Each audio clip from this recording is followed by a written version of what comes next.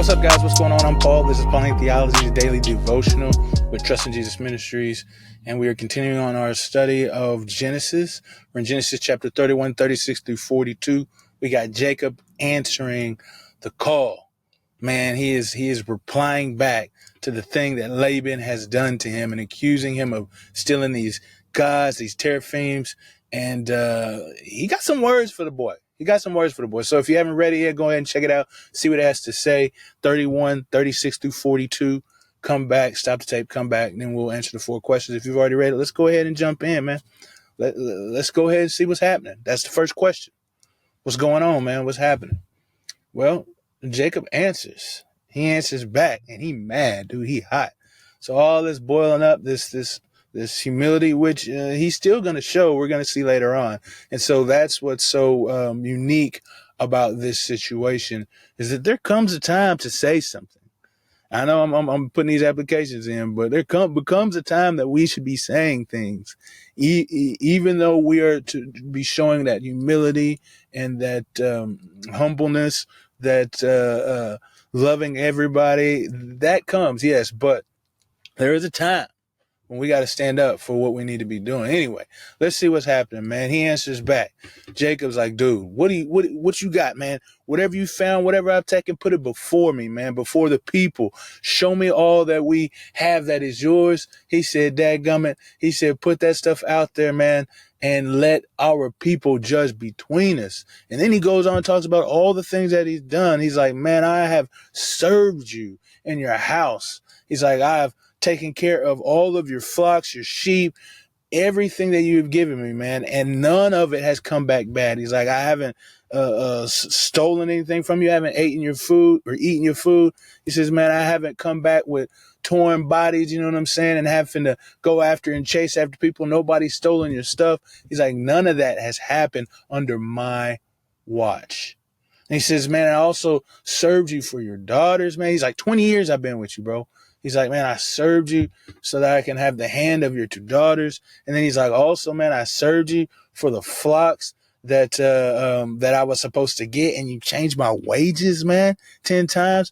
He's like, bro, if it was up to you, I'd have been left with nothing for all of the things and all the work that I have done.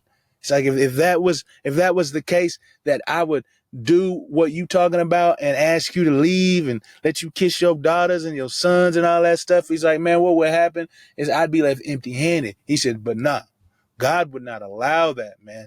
You'd have left me in my affliction and struggling, but God would not allow that, man.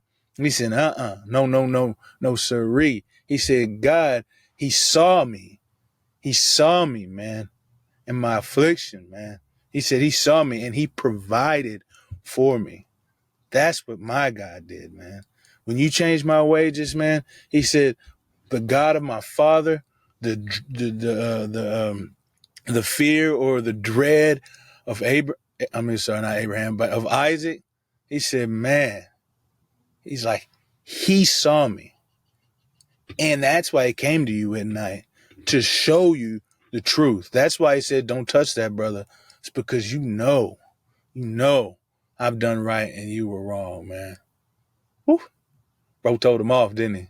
He said all that stuff whenever he went off on him. So what does this say about God, man?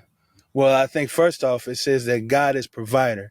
Even in all of the affliction and the struggle and the impatience and the taunting and the mishandling of wages, man, Jacob was provided for.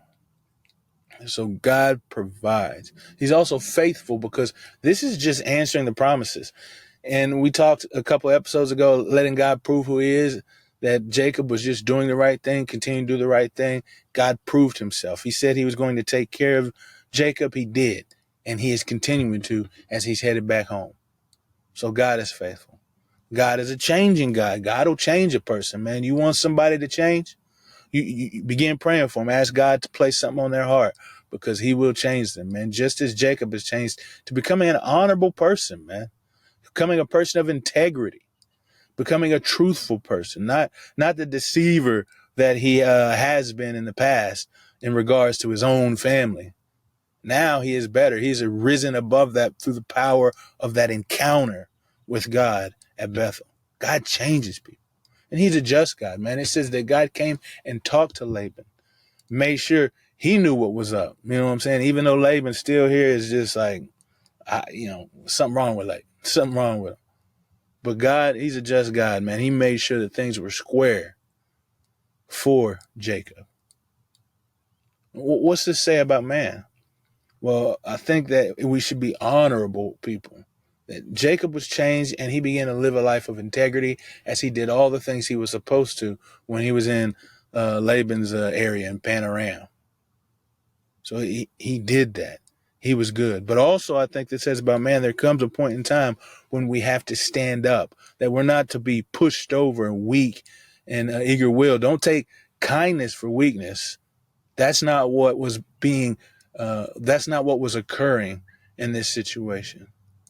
Jacob was trying to honor God and do what he was supposed to do. But when he was found to be wrong, when Laban was found to be wrong and he recognized it, there came a point when he had to speak his piece. He had to say what he had to say. And there's time for us to do that as well. How do we apply these truths to our lives? Well, first off, man, let the just God create in you honorable character. Let this God who can change people change in you honorable character. Being people of integrity. That's who we should be. That's how we should walk. And the way we do that is by what we're doing right now, studying the scriptures, reading through what it has to say, trying to find ways in which it applies to our life that we can live out because we understand the character of God and we understand our own character and how we act and react in situations.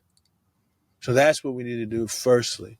And secondly, have that discernment, find that discernment and understand that discernment, when to be humble, when to be silent, and when to speak. We went through James and it says that you should be slow to anger, slow to speak, and quick to listen. So we know that it's important for us to sit back, place our feet in other people's shoes to see where they're at, why they're doing the things that they're doing, and then react.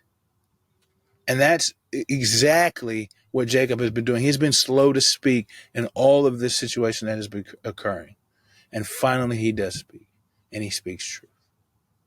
So my brothers and sisters, man, I want to leave you with this. Be blessed and speak truth and speak with integrity and live honorable. Thank you guys for listening, and I will see you in the next episode.